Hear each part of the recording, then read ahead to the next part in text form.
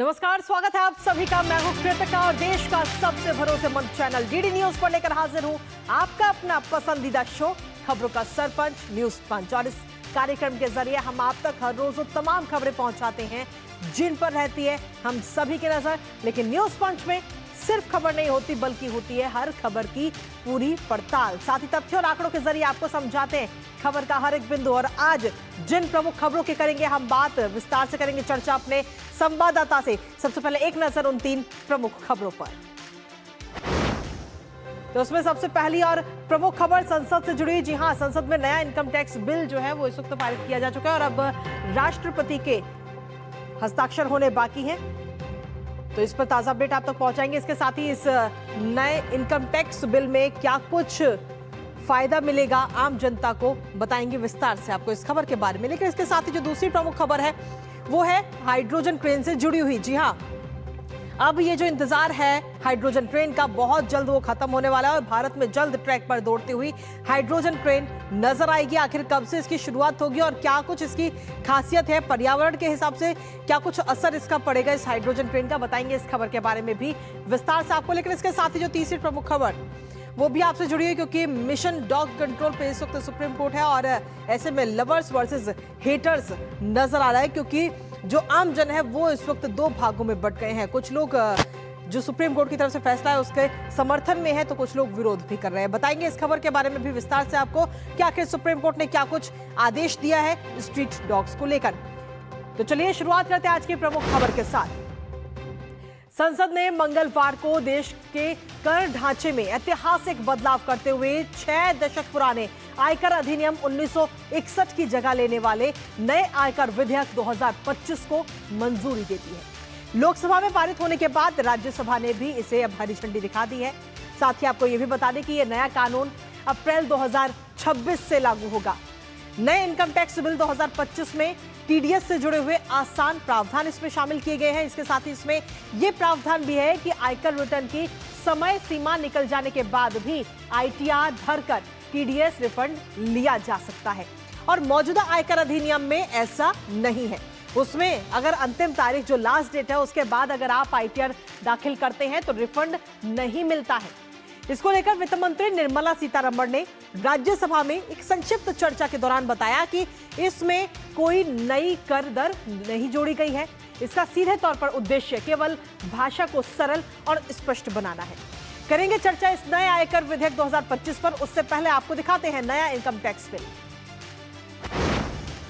तो संसद से ये पास हुआ है नया इनकम टैक्स बिल। संसदीय चयन समिति के 285 सुझावों को इस नए बिल में शामिल किया गया है। इसके साथ ही खास तौर पर इसमें ध्यान दिया गया है कि भाषा में स्पष्टता हो और साथ ही नियमों में पारदर्शिता हो जिससे कि आम जन काफी आसानी से इसको समझ सके। विवादों की गुंजाइश इसके जरिए कहीं ना कहीं आगे आने वाले समय में कम होगी। टैक्स फाइलिंग का जो पूरा प्रोसेस है वो भी काफी आसान इस बिल के जरिए हो जाएगा क्योंकि 6 दशकों से जो बिल चला रहा था उसमें ये बदलाव किए गए। इसके साथ ही आम आदमी को समझने में काफी आसानी इस बिल के जरिए होगी कि आखिर कैसे टैक्स भरनी है, किस तरीके से टैक्स का जो टीडीएस है वो रिटर्न आएगा। टैक्स सिस्टम ज्यादा ईमानदार और भरोसेमंद इस बिल के जरिए होगा। साथ ही नया कानून जो है वो अप्रैल 2026 से लागू होगा। इसके साथ ही आपको बता दें कि एफएक्यू और साथ ही सूचना ज्ञापन जो है जारी किए जाएंगे मंत्रालय की तरफ से इस पूरे नए बिल को लेकर। हालांकि इस पे अभी राष्ट्रपति के हस्ताक्षर अभी बाकी है। इसके साथ ही नए टैक्स बिल पर आखिर वित्त मंत्री की तरफ से क्या कुछ कहा गया है वो एक बार आपको बताते हैं। तो सीधे तौर पर इस पर कहा गया है कि टैक्स का नया ढांचा तैयार हो रहा है। ड्राफ्टिंग के नेचर और वाक्यांशों के अलाइनमेंट में सुधार किया जा रहा है। रिजल्टिंग चेंजेस और साथ ही क्रॉस रेफरेंसिंग में भी सुधार किए गए। ये तमाम बातें उनकी तरफ से कही गई। इसके साथ ही उन्होंने कहा कि 1 लाख रुपए महीना कमाने वालों को आयकर नहीं देना होगा। पीएम का साफ संदेश है, लोगों पर टैक्स का बोझ जो है वो ना बढ़े। आसान होंगे करों से जुड़े हुए नियम और साथ ही प्रावधान। विधेयक पर चर्चा में विपक्ष के शामिल नहीं होने पर कोई आश्चर्य नहीं, ये बात भी उन्होंने कही। इसके साथ ही आपको बता दें कि कार्य मंत्रणा समिति में विपक्ष ने चर्चा पर सहमति जताई थी। तो इसके साथ ही केंद्रीय वित्त मंत्री निर्मला सीतारमण ने राज्यसभा में आयकर बिल 2025 और टैक्सेशन लॉ अमेंडमेंट बिल 2025 पर हुई चर्चा का जवाब देते हुए क्या कुछ कहा है वो एक बार आपको सुनाते हैं। The largely dense and complex structure of that Income Tax 1961 Act resulted in various interpretations. It has become outdated in parts, not the whole thing, but in some parts. Therefore, we needed a new law, and that is why in July 24 budget, I had announced that we'll come with a comprehensive review of Income Tax Act 1961 to make it concise, lucid, easy to read and easy to understand. We are changing the 1961 Act itself in a way, removing it and bringing a new act. तो किस तरीके से ये tax bill जो है वो बदलाव लाएगा उसके बारे में जानकारी देते हुए कि संक्षिप्त चर्चा में शामिल होते हुए वित्त मंत्री निर्मला सीतारमण नजर आई। लेकिन इसके साथ ही इस नए बिल से आखिर क्या कुछ फायदा होने वाला है आम जन के लिहाज से, एक नजर उस पर डालें। क्योंकि सीधे तौर पर अगर हम देखें तो इस बिल के जरिए वाजिब कारणों से आईटीआर भरने में जो देरी है, अगर देरी आपकी हो गई है तो भी आपको रिफंड मिलेगा, जो कि पहले नहीं मिलता था। इसके साथ ही हाउस प्रॉपर्टी इनकम पर भी अब नया नियम इसमें जोड़ दिया गया है, जिसमें खासतौर पर म्युनिसिपल टैक्स घटाने के बाद 30% स्टैंडर्ड डिडक्शन इसमें रखा गया है। इस नियम को रखा गया है जिससे कि आम जन को इससे सीधे तौर पर फायदा होगा। इसके साथ ही स्वयं या फिर किराए वाली दोनों संपत्तियों पर प्री कंस्ट्रक्शन इंटरेस्ट से छूट इस नए नियम के जरिए आपको मिल सकती है। साथ ही आपको बता दें कि यूनिफाइड पेंशन स्कीम के कुछ पे आउट भी टैक्स फ्री इसमें किए गए हैं। एजुकेशन लोन से जुड़ा हुआ भी एक नियम है इसमें, जिसमें आपको बता दें कि एजुकेशन लोन से पढ़ाई के लिए विदेश भेजी गई राशि पर किसी प्रकार का कोई टैक्स नहीं लगाया जाएगा। इसके साथ ही इस नए कानून की अगर हम बात करें तो बेनिफिशियल ओनर की भी नई परिभाषा इसमें तय की गई है, जिसमें खासतौर पर शेयर धारकों को टैक्स प्लानिंग में अब इसके जरिए आसानी होगी। 1961 एक्ट के तहत वैकल्पिक न्यूनतम कर का दायरा भी इसमें तय नहीं किया गया। तो ये तमाम वो खासियत है जिससे आम जन को सीधे तौर पर इस नए बिल से फायदे होंगे। हमारे साथ हमारे सहयोगी शैलेंद्र मिश्रा इस वक्त जुड़ रहे हैं, सीधा उनका रुख करते हैं ताजा अपडेट के लिए। आज शैलेंद्र, संसद के दोनों सदनों से इस बिल को पारित किया जा चुका है और अब राष्ट्रपति के हस्ताक्षर होना बाकी है, जिसके बाद में ये कानून का रूप ले लेगा। इसकी कई सारी खासियत है और आम जन को इसका सीधा फायदा पहुंचेगा। कृतिका, देखिए, 3 बहुत महत्वपूर्ण बातें हैं जो लोगों को जानना जरूरी है। पहली बात तो ये है कि इस बिल के नाम से इस तरह का एक भ्रम होता है कि क्या कोई कर स्लैब में बदलाव है। जी, कतई उससे जुड़ा ये बिल नहीं है। जो कर स्लैब में जो बदलाव हुए थे, 12 लाख तक की जो आय छूट, वो यथावत है और उसमें जो कुछ भी बदलाव थे पहले जैसे किए गए थे वो कायम रहेंगे। उससे जुड़ा सीधा तौर पर बिल नहीं है, यानी कर स्लैब में कोई बदलाव ये बिल नहीं करता है। ये बात स्पष्ट तौर पर समझ लेनी चाहिए। दूसरी बात यह है कि जब बैजयंत पांडा की समिति ने, प्रवर समिति ने इस पर विचार किया, जो सुझाव दिए, तब ये माना गया कि जो पहले बिल लाया गया था वो हमने देखा कि बीते हफ्ते उसे वापस लिया गया और पूरा संशोधित नया बिल सदन के पटल पर रखा गया और उसे पारित कराया गया लोकसभा से और राज्यसभा में चर्चा के बाद वापस किया गया है। अब होगा क्या? पहली बात तो ये होगी कि भाषागत सुधार होगा, जैसे फाइनेंशियल हम कहते हैं, अब वो टैक्स ईयर हो जाएगा। जी, बाकी 1961 में बहुत सारी शब्दावली नहीं थी, डिजिटल एसेट का उतना कॉन्सेप्ट नहीं था, अब उसका दायरा बढ़ाया गया। तो जो डिजिटल एसेट आजकल चली है, डिजिटल करेंसी हो या फिर तमाम तरीके, उनको भी शामिल किया जाएगा।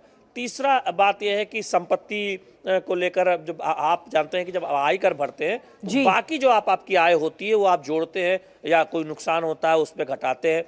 तो कहा जा रहा है कि जो लंबे समय से किसी संपत्ति पर अगर आप कोई लीज पर या किराए पर नहीं दे रहे हैं, उससे कोई आपकी आय नहीं हो रही है, वो खाली पड़ी हुई है, तो उस पर जो एक तरह से टैक्स लगता था उसको लेकर कुछ रास्ता आसान किया गया है। इसके साथ ही साथ जो तीसरी बात यह है कि आम करदाताओं को समझने की जरूरत है कि बहुत सारी शब्दावली इतनी कठिन थी कि अगर कोई वेतनभोगी ये चाहता था कि खुद से रिटर्न बढ़े तो थोड़ा सा उसको चुनौती होती थी, तो उन शब्दावलियों को आसान किया गया है। एक बात और है कि पेशागत जो कमाई होती है, यानी आप कोई प्रोफेशन से कमाई करते हैं, आप कोई बहुत बड़े स्टार हैं कमाई करते हैं या फिर बहुत बड़े इन्फ्लुएंसर हैं, तो पहले उनको उस तरह की सुविधा नहीं थी रिटर्न भरने में जो किसी व्यापारी को या फिर इलेक्ट्रॉनिक रिटर्न भरने में होती थी उस तरह से। तो उनको भी कुछ सुविधा एक तरह से मिलेगी क्योंकि वो जोड़ा गया है।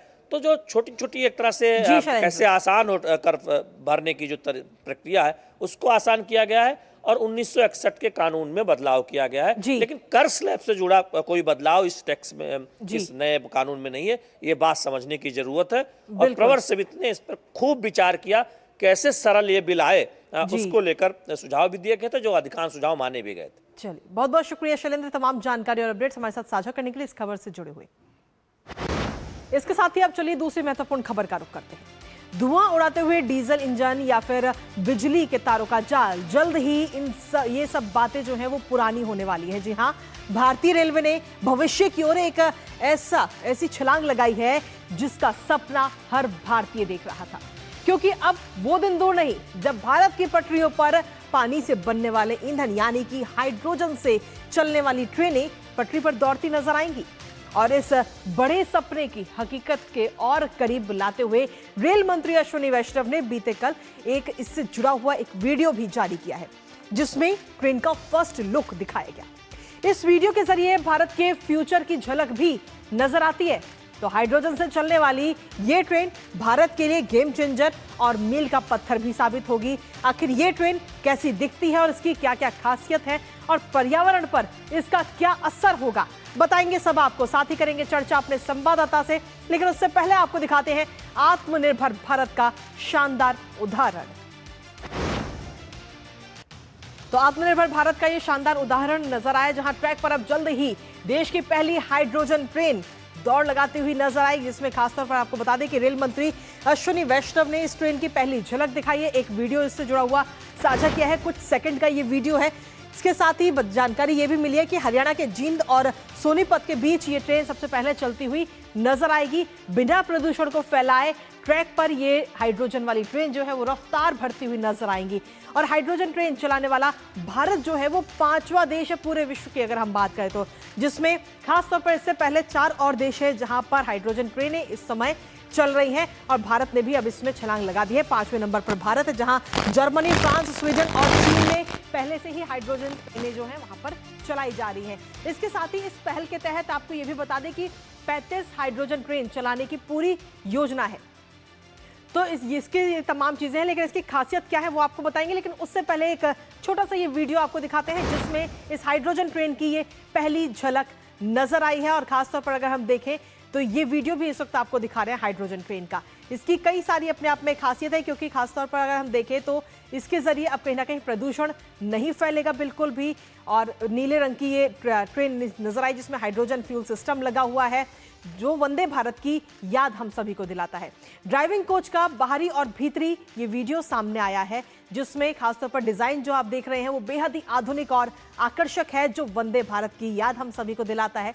इस कैबिन की अगर हम बात करें तो पूरी तरह से डिजिटल और कंप्यूटराइज्ड है, जिसमें बड़ी बड़ी स्क्रीन्स भी लगी हुई हैं, जो किसी हवाई जहाज के कॉकपिट जैसी दिखती है। हालांकि इस वीडियो में सिर्फ ड्राइविंग कोच ही दिखाया गया, लेकिन इस वीडियो के सामने आने के बाद में ये जरूर तय हो चुका है कि जब ये पूरी ट्रेन बनेगी तो इसके यात्री कोच भी वंदे भारत की तरह ही आरामदायक और सभी आधुनिक सुविधाओं से लैस होंगे। तो फिलहाल अभी ये छोटी सी झलक इस वक्त सामने आई है, और इस झलक को देखने के बाद में हर भारतीय के अंदर इस वक्त खुशी जरूर नजर आ रही है। लेकिन इसके साथ ही आखिर इसकी खासियत क्या कुछ है, एक नजर उस पर डालते हैं। दुनिया की सबसे शक्तिशाली और सबसे लंबी हाइड्रोजन ट्रेन होगी ये, जिसके पास क्षमता होगी एक साथ 2600 यात्रियों को ले जाने की क्षमता। इसके अलावा इसमें 1200 हॉर्स पावर का शक्तिशाली इंजन इसमें लगाया गया है, जो इसकी ताकत को और ज्यादा बढ़ाता है। इसके अलावा इसकी अगर रफ्तार की अगर हम बात करें तो 110 से 140 किलोमीटर प्रति घंटे की रफ्तार से ट्रैक पर दौड़ती हुई ये हाइड्रोजन ट्रेन नजर आएगी। और डीजल ट्रेन से अगर इसकी तुलना करें तो डीजल ट्रेन की तुलना में इसका रखरखाव जो है वो भी काफी सस्ता है, काफी आसान है, जो कहीं ना कहीं आगे भविष्य की दिशा में एक बड़ा कदम भी है। इसके साथ ही कम ध्वनि प्रदूषण और साथ ही यात्रियों के लिए आरामदायक सफर का खासतौर पर ध्यान इसमें रखा गया है। शून्य कार्बन उत्सर्जन ये ट्रेन करती है, किसी प्रकार का कोई कार्बन उत्सर्जन नहीं होगा, सिर्फ पानी और हीट ही ये ट्रेन जनरेट करती है, जिससे कहीं ना कहीं काफी खास तौर पर असर पर्यावरण पर पड़ेगा। इसके साथ ही पर्यावरण के अनुकूल है हाइड्रोजन ट्रेन।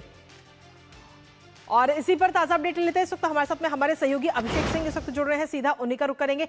अभिषेक, सीधे तौर पर देखें तो इस ट्रेन की अपने आप में कई सारी खासियत है, और खासतौर पर जब हम बात करते हैं ग्रीन हाइड्रोजन की तो उसमें एक मील का पत्थर भी साबित होगी ये ट्रेन। और अभी तक इससे पहले सिर्फ 4 देश है जहां पर हाइड्रोजन ट्रेन चलती है, और भारत 5वां देश बनने जा रहा है। बिल्कुल कृतिका, बिल्कुल आपने ठीक कहा कि भारत 5वां देश बनने जा रहा है।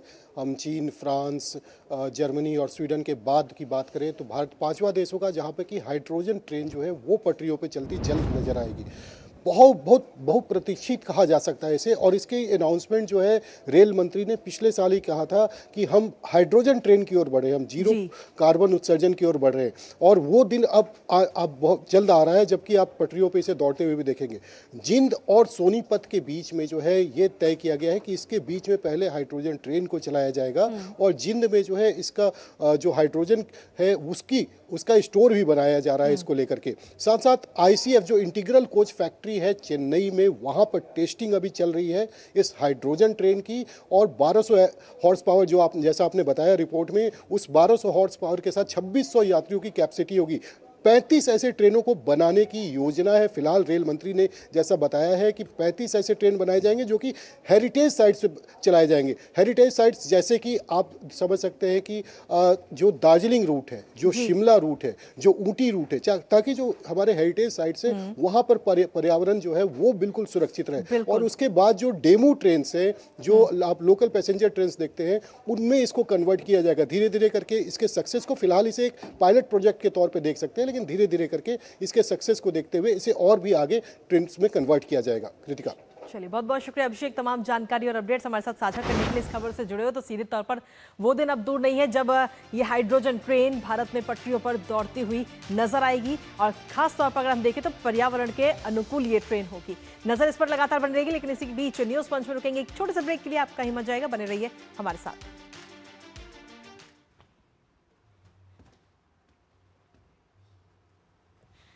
इंश्योरेंस प्लान इंडेक्स प्लस जीवन बीमा पाइए और निफ्टी स्टॉक्स के साथ अपने मार्केट रिटर्न्स को तेजी से बढ़ाइए। इस अट्रैक्टिव कॉम्बिनेशन के साथ अपना कल सुरक्षित कीजिए। सिर्फ 2500 रुपए मंथली प्रीमियम से शुरुआत कीजिए। आज ही LICindia.in पर जाएं। जब धरती चीर कर निकलता है लोहे का पत्थर और मिलता है मोंगिया के जोश से, फिर तपता है, पिघलता है और बनता है फौलाद। अब होता है सरिया सारी खूबियों के साथ। मोंगिया स्टील, मजबूत देश का मजबूत सरिया। और ब्रेक के बाद एक बार फिर से स्वागत आप सभी का। न्यूज पंच में रुक करेंगे अब हमारी तीसरी महत्वपूर्ण खबर का। सुप्रीम कोर्ट ने दिल्ली NCR के स्ट्रे डॉग्स यानी आवारा कुत्तों को लेकर एक बड़ा आदेश दिया। सुप्रीम कोर्ट ने स्थानीय निकायों को सभी आवारा कुत्तों को सड़क से हटाने के काम पर लगा दिया है, और इस आदेश के बाद सोशल मीडिया पर हमारे देश के लोग इस वक्त दो वर्गों में बंट चुके हैं। डॉग लवर्स का कहना है कि यह फैसला आवारा कुत्तों के प्रति क्रूरता है, लेकिन वहीं आवारा कुत्तों का शिकार बने हुए लोग सुप्रीम कोर्ट के इस फैसले का स्वागत कर रहे हैं। दरअसल बीते कुछ दिनों में आवारा कुत्तों के हमले और रेबीज से मृत्यु के आंकड़े काफी ज्यादा बढ़े हैं, जिसकी वजह से इस मामले में सुप्रीम कोर्ट को स्वतः संज्ञान लिया और आदेश दे दिया।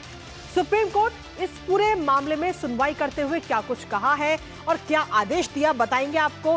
साथ ही आम लोग किस तरीके से इस फैसले पर आमने सामने हैं वो भी आपको बताएंगे। साथ ही करेंगे चर्चा अपने संवाददाता से। उससे पहले आपको दिखाते हैं दिल्ली NCR में आवारा कुत्तों पर लगेगी लगाम।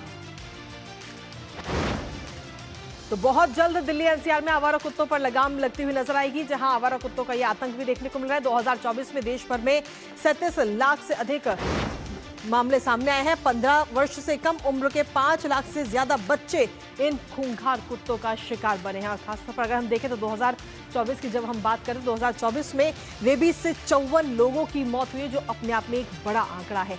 दिल्ली की अगर हम बात करें, देश की राजधानी की बात करें, तो औसतन 2000 डॉग बाइट के मामले हर दिन दिल्ली के अंदर सामने आते हैं। और इसको लेकर WHO की तरफ से कहा गया है कि पूरे वर्ल्ड में, विश्व में रेबीज से हुई मौतों में 36% जो हैं वो भारत से सामने आई है, जो अपने आप में कई सारे सवाल इस वक्त खड़े करती है। और ये भी नजर आता है कि आवारा कुत्तों का आतंक किस तरीके से है। इसके साथ ही इस फैसले का समर्थन करने वाले लोगों की तरफ से कई सारी दलीलें दी जा रही हैं। दरअसल ये दलीलें दी जा रही हैं सुरक्षा प्राथमिकता को लेकर कि कुत्तों के हमले और रेबीज से बचाना बहुत ज्यादा जरूरी है। आवारा कुत्तों का आतंक की अगर हम बात करें तो सड़कों पर घटनाएं जो है वो बढ़ती हुई नजर आ रही हैं। शेल्टर में बेहतर देखभाल इनकी हो सकती है, नसबंदी टीकाकरण से कंट्रोल करने की कोशिश कहीं ना कहीं होगी। लेकिन इसके साथ ही जो डॉग लवर्स हैं उनकी तरफ से दलीलें हैं कि अव्यवहारिक फैसला लिया गया सुप्रीम कोर्ट की तरफ से। लाखों कुत्तों के लिए पर्याप्त शेल्टर अभी है ही नहीं। अमानवीय निर्णय बताया गया डॉग लवर्स की तरफ से। उन्होंने कहा कि जबरन हटाने से भुखमरी बढ़ेगी इनकी और साथ ही अनदेखी होगी। भावनात्मक लगाव के कहीं ना कहीं डॉग लवर्स का स्पीच सामने आया, जिसमें उन्होंने कहा कि रोजमर्रा की जिंदगी का ये जो आवारा कुत्ते हैं वो इस वक्त उनका हिस्सा बन चुके हैं, उनकी जिंदगी का। सुप्रीम कोर्ट की तरफ से आदेश आखिर क्या कुछ दिया गया, एक नजर उस पर डालते हैं, क्योंकि दिल्ली एनसीआर के इलाकों में कुत्तों को हटाया जाए, ये प्रमुख आदेश इस वक्त सुप्रीम कोर्ट की तरफ से दिया गया है। इस पूरे मामले पर स्वतः संज्ञान सुप्रीम कोर्ट ने लिया और शेल्टर होम बनाकर 8 हफ्ते में आप अपनी रिपोर्ट दें। दिल्ली एनसीआर में ये आदेश इस वक्त दिया गया है। इसके साथ ही नसबंदी टीकाकरण के लिए पर्याप्त कर्मचारी हो, ये आदेश भी सुप्रीम कोर्ट ने अपने इस फैसले के दौरान दिया कि पर्याप्त शेल्टर होम होने चाहिए डॉग्स के लिए। आवारा कुत्तों को शेल्टर होम में ही बंद रखा जाए, ये आदेश सुप्रीम कोर्ट ने दिया है, जिसका कई लोग इस वक्त जो डॉग लवर्स हैं वो इसका विरोध भी करते नजर आ रहे हैं। दिल्ली के अधिकारी जो है इस वक्त 5000 कुत्तों के लिए शेल्टर होम बनवाएं और 1 हफ्ते के भीतर शिकायतों के लिए हेल्पलाइन भी शुरू की जाए और छोटे बच्चे रेबीज का शिकार नहीं बनने चाहिए, ये बात सुप्रीम कोर्ट ने कही। हमारे साथ हमारे सहयोगी इस वक्त जुड़ रहे हैं, सीधा उन्हीं का रुख करेंगे ताजा अपडेट के लिए। विकास सारथी इस वक्त जुड़ रहे हैं। विकास, सुप्रीम कोर्ट ने इस पूरे मामले पे सबसे पहले तो स्वतः संज्ञान लिया और उसके बाद में जब ये फैसला दिया तो फैसला सामने आने के बाद में पूरा जो देश के लोग हैं, आम जन है, वो इस वक्त 2 वर्गों में जुट चुके हैं। एक वर्ग वो है जो इस फैसले का सपोर्ट कर रहा है और कह रहा है कि हाँ बिल्कुल बहुत अच्छा फैसला लिया गया सुप्रीम कोर्ट की तरफ से। एक दूसरा वर्ग है डॉग लवर्स का, जो कह रहे हैं कि ये अमानवीय फैसला है। बिल्कुल, देखिए इसमें एक अखबार में एक खबर छपी थी जिसमें एक बच्चे की मौत की बात सामने आई थी डॉग बाइट के बाद रेबीज के चलते, और उसका संज्ञान लेकर के सुप्रीम कोर्ट ने ये स्वतः सुनवाई शुरू की थी।